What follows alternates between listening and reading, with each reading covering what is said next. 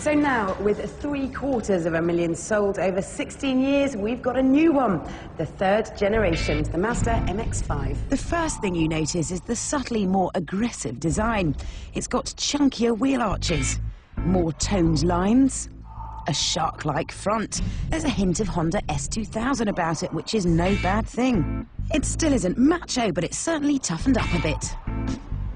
And Mazda have been truly fanatical about saving weight. They call it gram strategy, and they've examined every inch of the car to try and shave off the excess fat.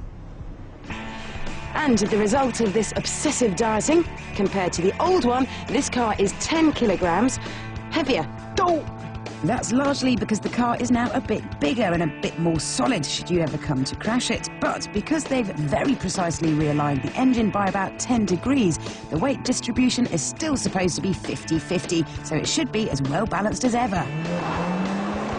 The kart track Mazda rented for the launch wasn't exactly the place to push this roadster to its limits, but I suppose karts-like handling is what this car is supposed to be all about. With the traction control on, you'd be hard pushed to get into any sort of trouble, but turn it off, give it some welly, and the rear end steps out of line, predictably and without fuss. There's not a blanket of electronic aids that dull the driving experience as there are in so many other cars, but this MX-5 has definitely grown up as it has grown bigger, but fortunately into nothing more than an adolescent. So wholesome entertainment is still fully available.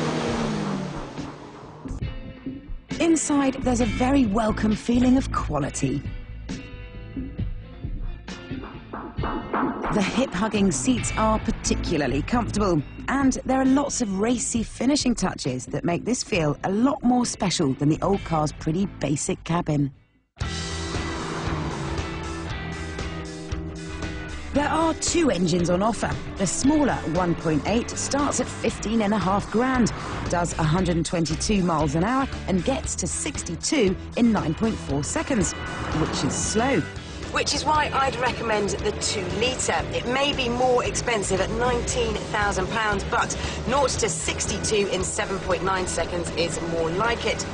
The 6 gears are on the long side, and it could do with shorter ratios to make it feel more sprightly. The change, though, is good and solid.